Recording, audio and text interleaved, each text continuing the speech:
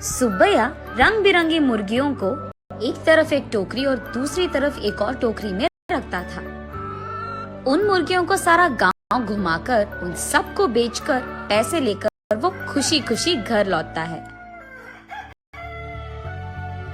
सुनो करके उसकी पत्नी सुब्बम्मा को पुकारता है सुब्बैया। हाँ जी, आप आ गए, सारे मुर्गियों को बेच दिया आपने, ऐसे कहती है सुब्बम्मा। अरे हाँ हाँ, दुगने दाम को बेच दिया मैंने, ऐसे खुशी में कहता है सुब्बैया। हाँ हाँ, उस मुर्गी को अंडे देने के लिए 2 महीने इंतजार करना पड़ेगा अब। हाँ, बात तो सही है। उन सब मुर्गियों में से एक गुलाब रंग की मुर्गी को अपने हाथ में लेकर, हाँ, ये मुर्गी तो हर 2 महीनों में एक बार ही अंडे देता है। काश ये साल भर हर महीने ऐसे अंडे देता, हम इससे बहुत ज्यादा पैसे कमा लेते। ये कहकर उस मुर्गी को वही जमीन पे छोड़ देता है सुब्बैया। चलो छोड़ो जी, इसी मुर्गे के वजह से तो हम कुछ तो भी कमा पा रहे हैं, अब उसी से काम चलाना होगा। अब चलो, खाने का वक्त हो गया, खाने आ जाइए आप। उस रात के 12 बजने के बाद सुब्बैया धीरे से नींद में जागकर अपनी आंखें खोलता है। उसके बगल में मौजूद सुब्बम्मा गहरी नींद में थी। इसी को मौका मानकर सुब्बैया धीरे से एक चाकू को लेकर बाहर जाता है। बाहर टोकरी के नीचे मौजूद उस गुलाब रंग की मुर्गी को वो बाहर निकालता है और उस मुर्गी से सुब्बैया ऐसे बात करता है। हर महीना अगर तू अंडा देगी तो तेरा कुछ जाएगा क्या?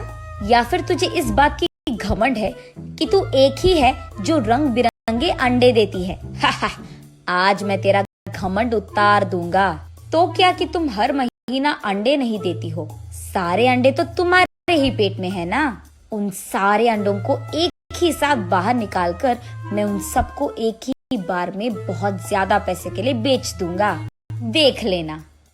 ऐसे कहकर जोर से हंसकर उसके चाकू से उस गुलाब रंग की मुर्गी को मार देता है सुब्बैया। लेकिन उसके पेट में देखने पर उसे एक भी अंडा नजर नहीं आता है। हाय भगवान, ऐसे सोचते ही रहता है कि इतने देर में सुब्बम्मा नींद से जाग उठती है। वहाँ आकर उसके पति के किए को देख, अरे भगवान, ये तूने क्या कर दिया?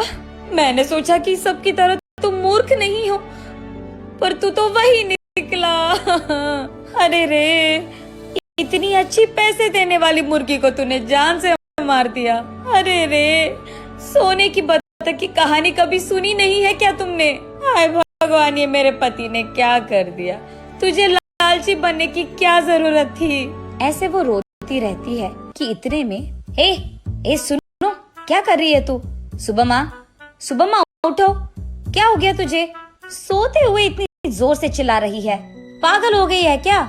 नींद से जागकर सुब्बम्मा परेशान होकर अपने पति की ओर देखती है। उसे कुछ नहीं समझ आता है। वो तुरंत बाहर जाकर टोकरी के नीचे बैठे उस मुर्गी को भी देखती है। वो मुर्गी तो हमेशा की तरह सही सलामत थी। ये देख सुब्बम्मा अंदर आकर, ओह, ये सब सपना था, मैंने तो सच सोच लिया था इससे, ऐसे कहती है सुब्बैया से। क्या सपना, क्या सच की बात कर रही है? आधी रात को मुझे उठा दिया तूने अच्छी नींद से। चल जाओ, सो जाओ अभी, कहता है सुब्बैया। अरे जाइए ना आप भी, मुझे तो बुरा सपना आया कि आपने उस मुर्गी को जान से मार दिया, क्योंकि आप लालची बनकर उसके पेट में मौजूद अंडों को निकालना चाहते हैं। मैं कितनी घबरा गई पता है आपको? मुझे क्या पता था कि वो सपना है, मैंने तो आपको बहुत डांट लिया, ऐसे कहती है। हाँ हाँ, ठीक है, वैसे मैं उस मुर्गी को क्यों मार डालूंगा, मैं क्या पागल हूँ? वैसे मुझे तो हमारा अतीत बहुत अच्छी तरह से याद है। आज अगर हमें चैन की नींद मिल रही है तो वो उस गुलाब रंग की मुर्गी के वजह से ही है, उसको मैं क्यों मार डालूंगा? चलो सो जाओ अभी, तुम और तुम्हारे सपने। ऐसे कहकर सुब्बैया सो जाता है। लेकिन सुब्बम्मा वही बैठकर अतीत में चले जाती है। एक समय में सुब्बम्मा और सुब्बैया दोनों मुर्गियों का व्यापार करते थे। सुब्बम्मा कुछ मुर्गियों को अपने घर के पास ही रखती थी। उनको खाना देना, उनके अंडों को इकट्ठा करना और उन अंडों को अगल बगल वालों में बेच देना। बड़े हुए मुर्गियों को बिकाऊ के लिए रख देना और उन मुर्गियों को सुब्बैया का इधर उधर जाकर बेच देना, यही होता था। लेकिन मुर्गियां हर रोज नहीं बिकती थी। कभी कभार तो 10-15 दिनों में एक ही मुर्गी बिकता था। इसी कारण सारा गांव घूम घूम कर थक कर घर आता था सुब्बैया।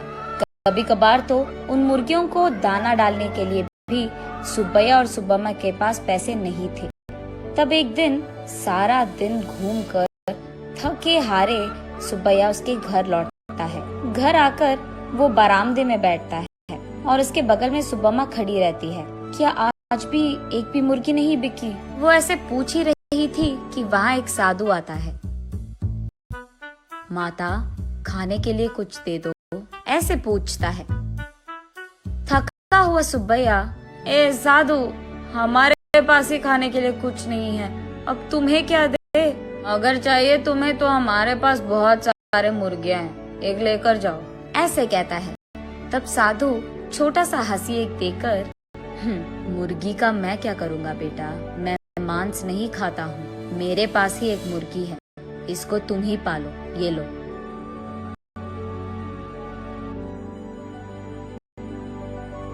ये कहकर उनके हाथ में मौजूद एक गुलाब रंग की मुर्गी को उसके हाथ में देता है। मुड़कर देखने से पहले ही वो साधु वहाँ से गायब हो जाता है। सुब्बैया तब उस गुलाब रंग की मुर्गी को देख, इस तरह की मुर्गियाँ भी मौजूद है क्या?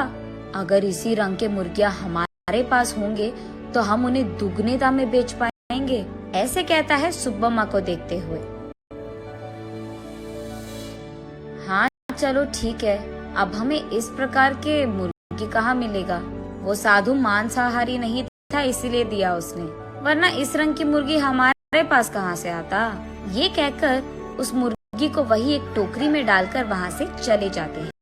अगले दिन देखने पर वो मुर्गी अंडे देता है। ये देख वो दोनों उन सारे अंडों को एक जगह इकट्ठा करके रखते हैं। कुछ दिन बाद उन अंडों से बाहर आए मुर्गियों को देख सुब्बम्मा आश्चर्यचकित हो जाती है। अरे सुनो, इधर आइए आप, सुनते हो?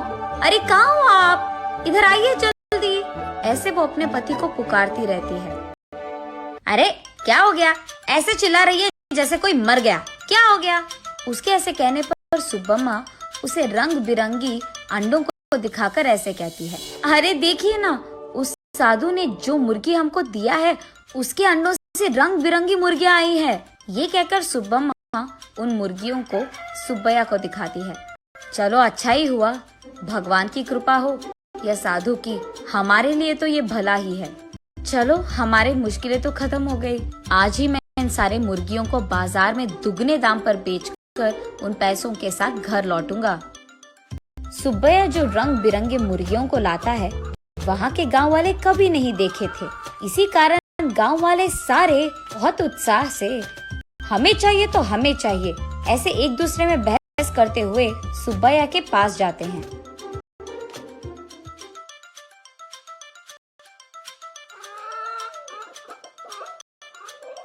ऐसे वो मुर्गी एक महीने में सारे दिन अंडे देकर, फिर 2 महीने बिना अंडों के, फिर उसके बाद एक और महीना सारे दिन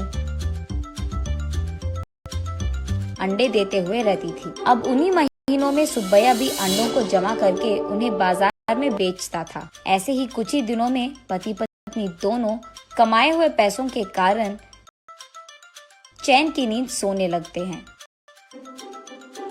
सुब्बम्मा वापस होश में आकर, ओह अब याद आया, सुबह मैं सोच रही थी कि ये मुर्गी साल भर अंडे क्यों नहीं देती है, शायद उसी कारण ऐसा बुरा सपना आया मुझे।